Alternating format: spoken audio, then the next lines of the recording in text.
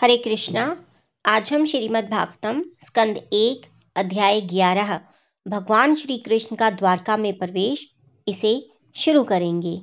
सूत उवाच आनिर्तान स उपव्रज्य सवृद्धांजन पदान स्वकान दधमोदरवरम तेषाम विषादम शम्य अनिव। श्रीला सूत गोस्वामी ने कहा, अनर्तों के देश के नाम से विख्यात अपनी अत्यंत समृद्ध राजनगरी द्वारका के निकट पहुंचकर श्री भगवान ने अपना आगमन उद्घोषित करने तथा निवासियों की निराशा को शांत करने हेतु अपना शुभ शंख बजाया। तात्पर्य, कुरुक्षेत्र युद्ध के कारण श्री भगवान अपनी समृद्ध राजनगरी द्वारका से दीर्घ काल तक बाहर रहे, जिससे नगर निवासी उनके वियोग के कारण विषाद से ग्रस्त थे। जब श्री भगवान पृथ्वी पर अवतरित होते हैं तब उनके नित्य पार्षद भी उनके साथ आते हैं, जिस प्रकार राजा के साथ उसका पूरा दल चलता है। श्री भगवान के ऐसे पार्षद नित्य मुक्त आत्मा होते हैं और वे अत्यधिक स्नेह के कारण क्षण भर भी श्री भगवान का विछोह सहन नहीं कर पाते। इस प्रकार द्वारका नगरी के निवासी खिन्न थे और किसी भी क्षण होने वाले श्री भगवान के आगमन की प्रतीक्षा में थे। अतः शुभ शंख की उद्घोषक ध्वनि अत्यंत उत्साहवर्धक थी और इस ध्वनि से उनकी खिन्नता का शमन हुआ। वे सब श्री भगवान को अपने बीच देखने हेतु अत्यंत इच्छुक थे और वे सभी उनका ठीक से स्वागत करने हेतु चौकन्ने हो गए। ये श्री भगवान के प्रति प्रगाढ़ प्रेम के लक्षण है। श्लोक नंबर 2। स उच्काशे धवलोदरो दरोप्यु रुक्रमस्या धर शोण शोणिमा धादमाय मानः करकंज संपुटे यथावच खंडे कलहंस उत्सवन। श्वेत तथा मोटे पैंदे वाला शंख श्री भगवान के हाथों द्वारा पकड़ा जाकर तथा उनके द्वारा बजाया जाकर ऐसा लग रहा था मानो उनके दिव्य होठों का स्पर्श करके लाल हो गया हो। ऐसा प्रतीत हो रहा था मानो कोई श्वेत हंस लाल रंग के कमल दंडों के बीच खेल रहा हो। तात्पर्य, श्री भगवान के होठों के स्पर्श से श्वेत शंख की लालिमा आध्यात्मिक महत्ता की सूचक है। श्री भगवान पूरे के पूरे आत्मा है और भौतिक पदार्थ इस आध्यात्मिक अस्तित्व का अज्ञान है। वस्तुतः आध्यात्मिक प्रकाश में पदार्थ नाम की कोई वस्तु नहीं है और परमेश्वर श्री कृष्ण के स्पर्श मात्र से यह आध्यात्मिक अनुभूति तत्काल हो जाती है।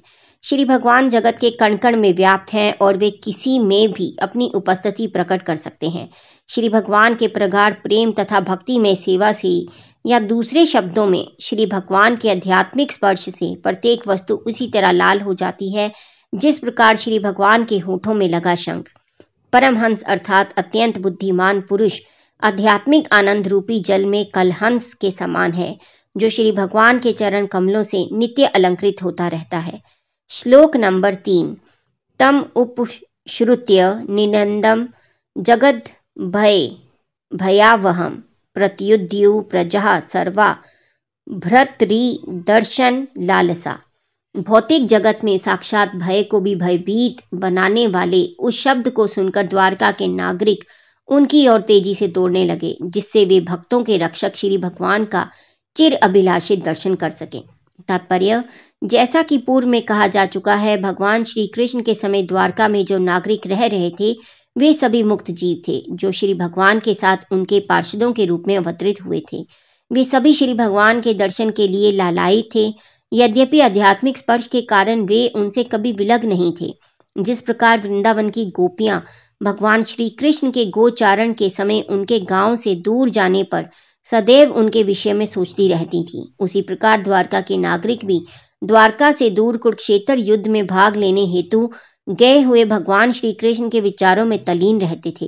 बंगाल के कुछ सुप्रसिद्ध उपन्यासकारों ने यह निष्कर्ष निकाला है कि वृंदावन, मथुरा तथा द्वारका के श्री कृष्ण भिन्न भिन्न व्यक्ति थे, किंतु ऐतिहासिक दृष्टि से इस निष्कर्ष में कोई सच्चाई नहीं है। कुरुक्षेत्र के श्री कृष्ण तथा द्वारका के श्री कृष्ण एक ही व्यक्ति हैं। द्वारका के नागरिक दिव्य नगरी से भगवान श्री कृष्ण की अनुपस्थिति के कारण उसी प्रकार शोकाकुल थे, जिस प्रकार रात्रि में सूर्य की अनुपस्थिति के कारण हम सब उद्विग्न हो उठते हैं। भगवान श्री कृष्ण द्वारा की गई ध्वनि प्रभात के समय सूर्योदय की घोषणा जैसी थी। अतएव श्री कृष्ण रूपी सूर्य के उदय होने पर द्वारका के समस्त निवासी निद्रा अवस्था से जाग गए और वे सब उनका दर्शन पाने हेतु तेजी से उनकी ओर आगे बढ़े। भगवत भक्त श्री भगवान के सिवा अन्य किसी को अपना रक्षक नहीं मानते। श्री भगवान का शब्द श्री भगवान से अभिन्न है, जैसा कि हम श्री भगवान की अद्वैत स्थिति की व्याख्या करते समय बता चुके हैं। हमारी वर्तमान भौतिक स्थिति भय से ओतप्रोत है। आहार, आश्रय, भय तथा मैथुन भौतिक अवस्था की इन 4 समस्याओं में से भय की समस्या हमें सबसे अधिक कष्ट पहुंचाने वाली है। हम अगली समस्या को न जानने के कारण सदैव भयभीत रहते हैं। यह सारा भौतिक जगत समस्याओं से भरा पड़ा है, अतएव भय की समस्या हमेशा प्रधान रहती है। इसका कारण श्री भगवान की भ्रामक शक्ति के साथ हमारा सानिध्य है, जो माया अथवा बहिरंगी शक्ति के रूप में जानी जाती है। फिर भी जैसे ही श्री भगवान की ध्वनि होती है, जिसका प्रतिनिधित्व उनके पवित्र नाम द्वारा किया जाता है, वैसे ही समस्त भय तत्काल दूर हो जाता है।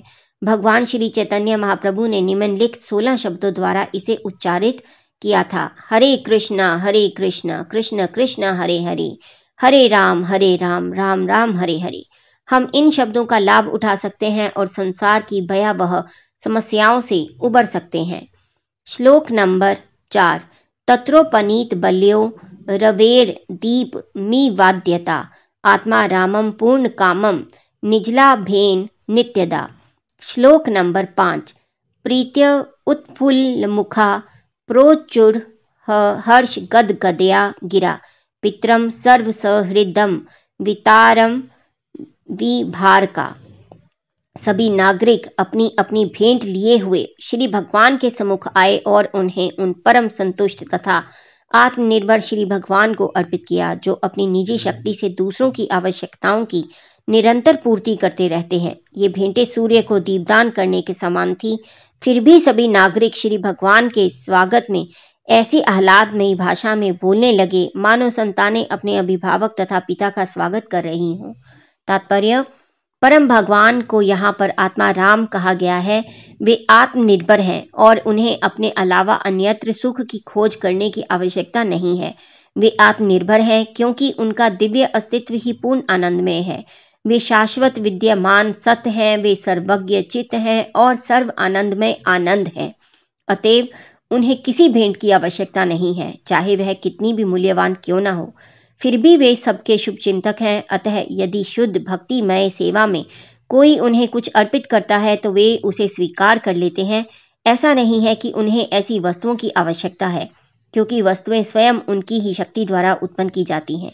यहाँ पर उपमा दी गई है कि श्री भगवान को भेंट की जाने वाली वस्तुएं सूर्य देव की पूजा हेतु दीपदान जैसी हैं। जो भी वस्तु प्रज्वलित एवं प्रकाशमय होती है वह सूर्य की शक्ति का विस्तार है। तो भी सूर्य देव की पूजा करने हेतु दीपदान आवश्यक है।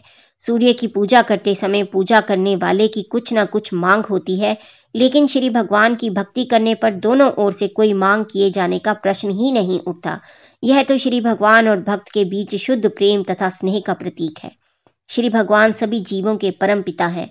अतएव जो लोग श्री भगवान के साथ इस महत्वपूर्ण संबंध से अवगत हैं, वे पिता से पुत्र की तरह मांग कर सकते हैं और पिता भी बिना किसी शर्त के अपने आज्ञाकारी पुत्रों की मांग पूरी करने में प्रसन्नता का अनुभव करता है।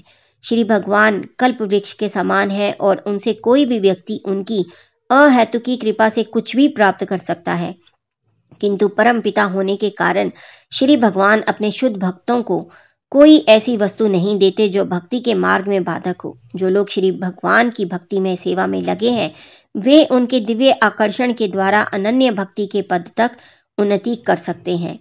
श्लोक नंबर 6। नता स्म ते नाथ सदांगी पंकज विरंची वैरिच्य सुरेंद्र वंदितम, परायणम क्षेम मी हेच्छताम परम न यत्र कालः प्रभवेत परः प्रभु। नागरिकों ने कहा, हे भगवान, आप ब्रह्मा, चारों कुमार तथा स्वर्ग के राजा जैसे समस्त देवताओं द्वारा भी पूजित हैं। आप उन लोगों के परम आश्रय हैं जो जीवन का सर्वोच्च लाभ उठाने हेतु इच्छुक है। आप परम दिव्य भगवान हैं और प्रबल काल भी आप पर अपना प्रभाव नहीं दिखा सकता। तात्पर्य: श्रीमद् भगवद गीता, ब्रह्म संहिता तथा अन्य प्रमाणिक वैदिक साहित्य से इस बात की पुष्टि होती है कि भगवान श्री कृष्ण ही परम ईश्वर है।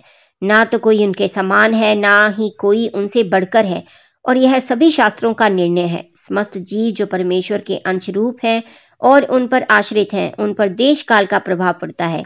समस्त जीव अधीनस्थ ब्रह्म है और परमेश्वर परम अधिष्ठाता है।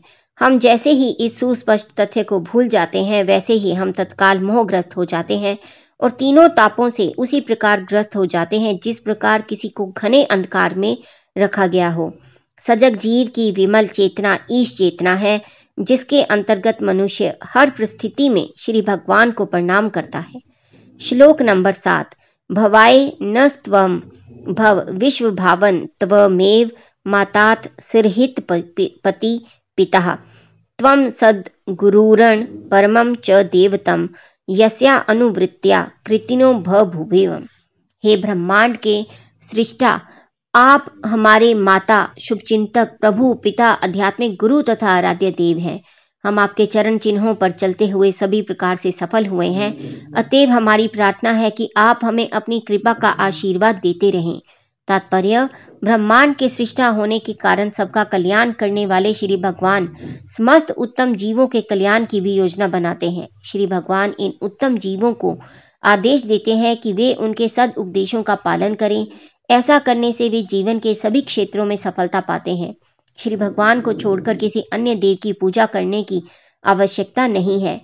श्री भगवान सर्वशक्तिमान है और यदि वे अपने चरण कमलों के प्रति हमारी आज्ञाकारिता से प्रसन्न हो जाएं, तो वे हमें सभी प्रकार के आशीर्वाद दे सकने में सक्षम हैं, जिनसे हमारे भौतिक तथा आध्यात्मिक दोनों जीवन सफल हो जाते हैं। आध्यात्मिक जीवन की उपलब्धि के लिए मनुष्य जीवन ही वह अवसर है जिसमें ईश्वर के साथ अपने नित्य संबंध को समझा जा सकता है।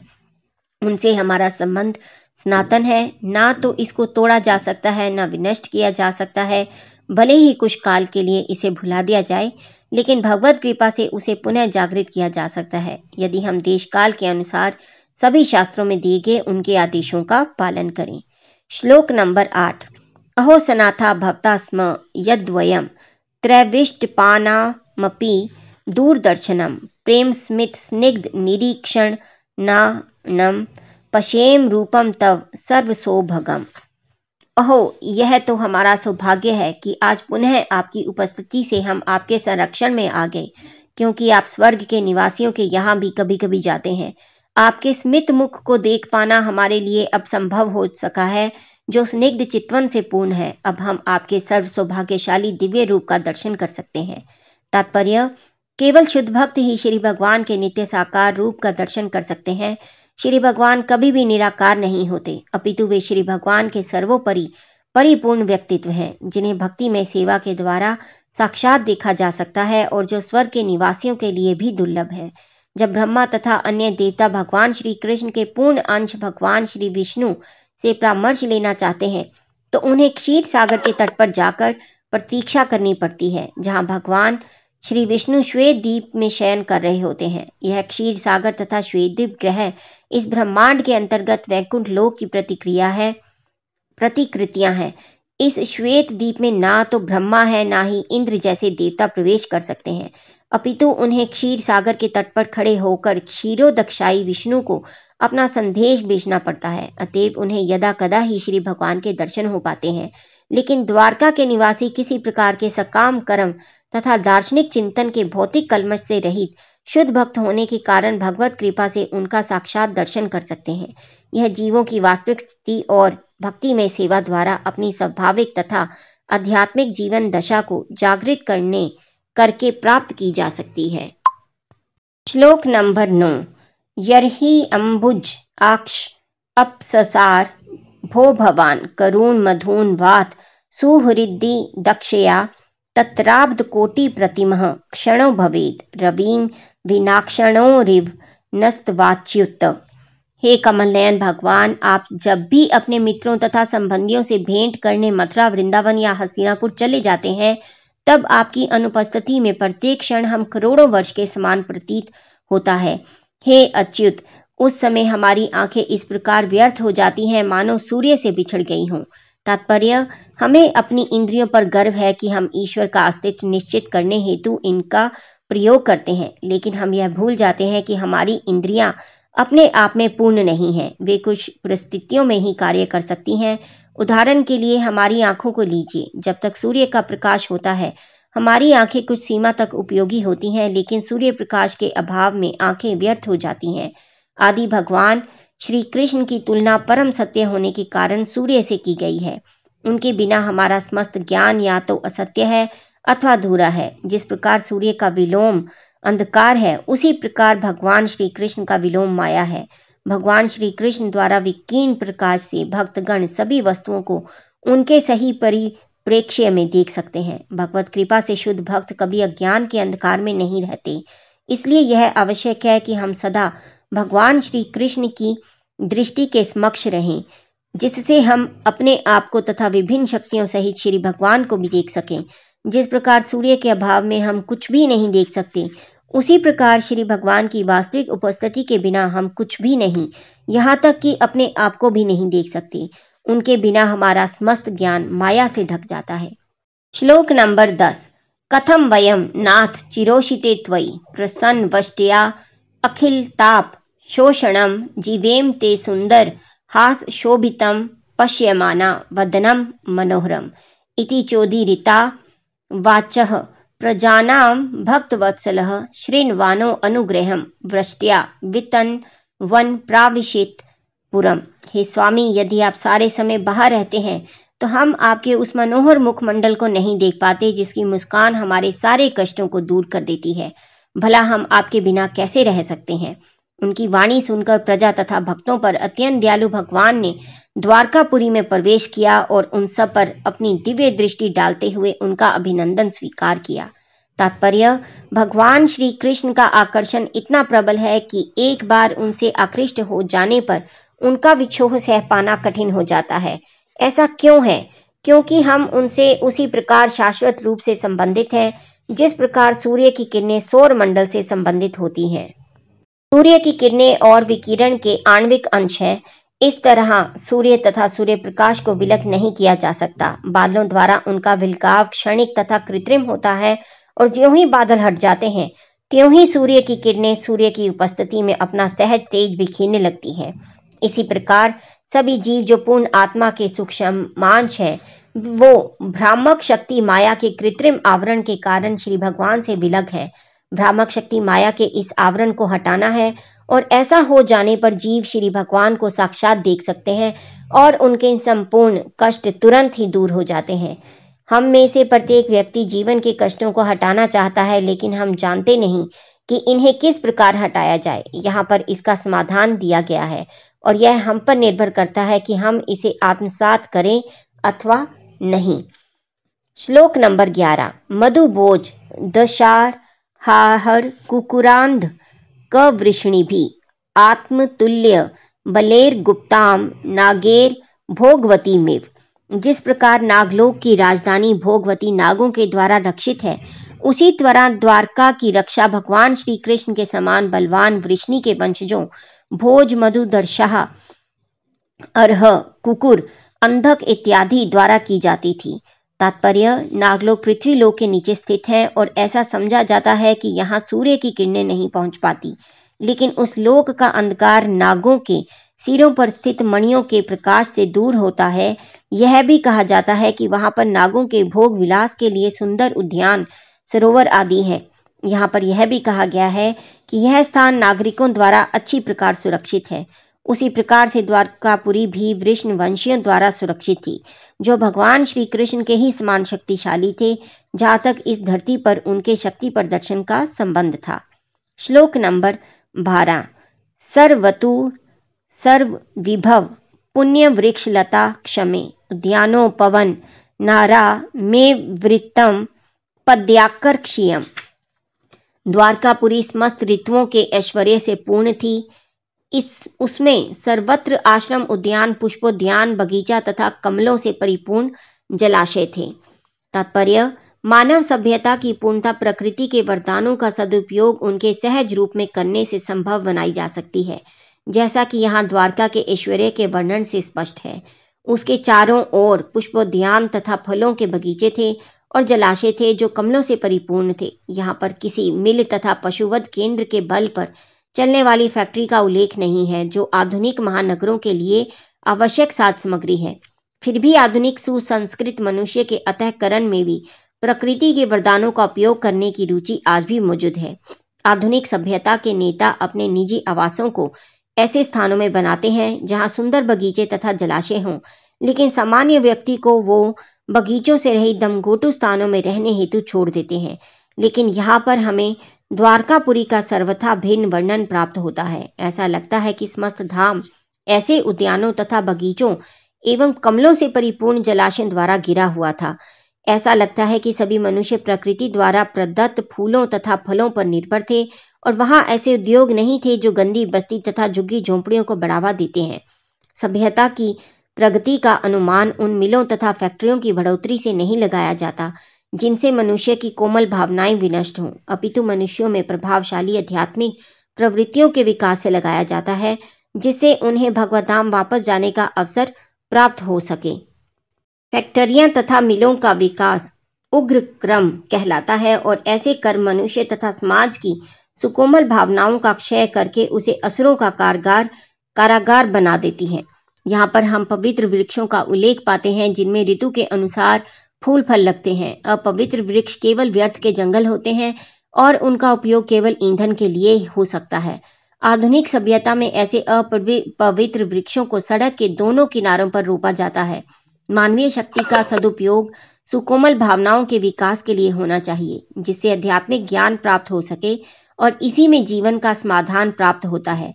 मनुष्य के शरीर में सूक्ष्म तंतुओं के विकास के लिए फल फूल, सुंदर उद्यान, बगीचा, कमलों के बीच क्रीड़ा करते बत्तख एवं हंसों से युक्त जलाशय तथा प्रचुर दूध तथा मक्खन देने वाली गायें आवश्यक है। इसके विपरीत कारागार तुल्य खाने, फैक्ट्रियां तथा कार्यशालाएं श्रमिक वर्ग में आसुरी प्रवृत्तियों को जन्म देती हैं। श्रमिक वर्ग के बल पर ही शोषण को प्रत्यय मिलता है। फलस्वरूप उनमें अनेक प्रकार के उग्र संघर्ष होते रहते हैं। द्वारका धाम का वर्णन मानवीय सभ्यता के लिए एक आदर्श प्रस्तुत करता है। श्लोक नंबर 13।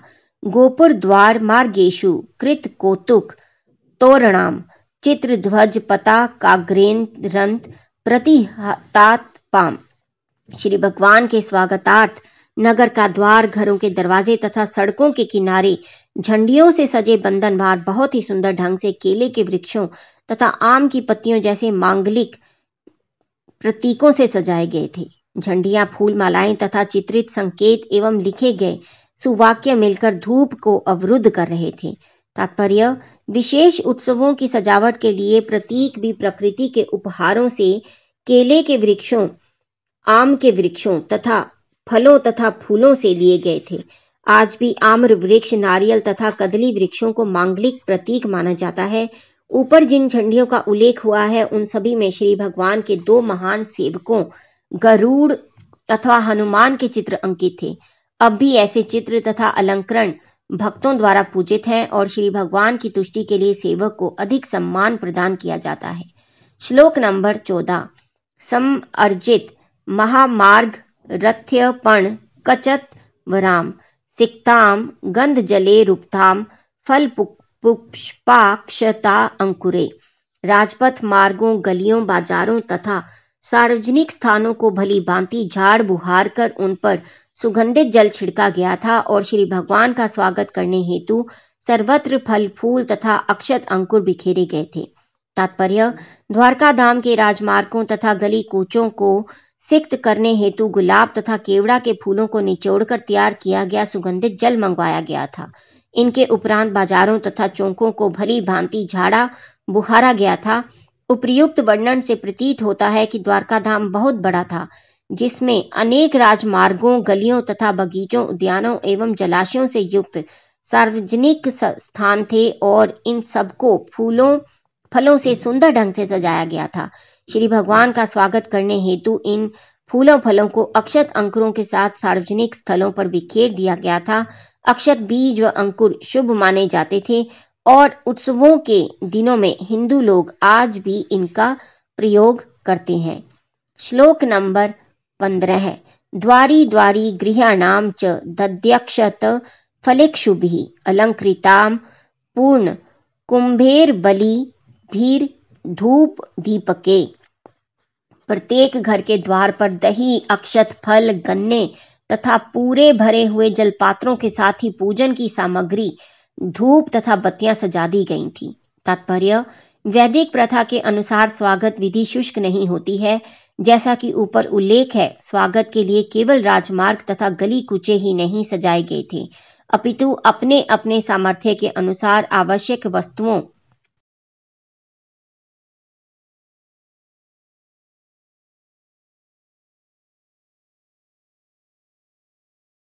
जैसे धूप, दीप, फूल, मिठाई तथा स्वादिष्ट खाद्यों द्वारा श्री भगवान की पूजा भी की गई थी। ये सभी वस्तुएं श्री भगवान को अर्पित की गईं और वहां पर एकत्र नागरिकों में प्रसाद वितरित किया गया। अतएव यह आज के शुष्क स्वागत जैसा न था। प्रत्येक घर श्री भगवान का ऐसा स्वागत करने हेतु उत्साही था। अतएव राजमार्गों तथा गली कूचों के घर घर में ऐसा प्रसाद नागरिकों को बांटा गया और यह समारोह सफल रहा। प्रसाद वितरण के बिना कोई भी उत्सव पूरा नहीं होता और यही वैदिक संस्कृति की शैली है। हरे कृष्णा। आज का पठन हम यहीं समाप्त करेंगे और कल से हम फिर से 16वें श्लोक से पढ़ना शुरू करेंगे। तब तक आप जपते रहिए हरे कृष्णा कृष्णा कृष्णा हरे हरे, हरे राम राम राम हरे हरे। हरि बोल।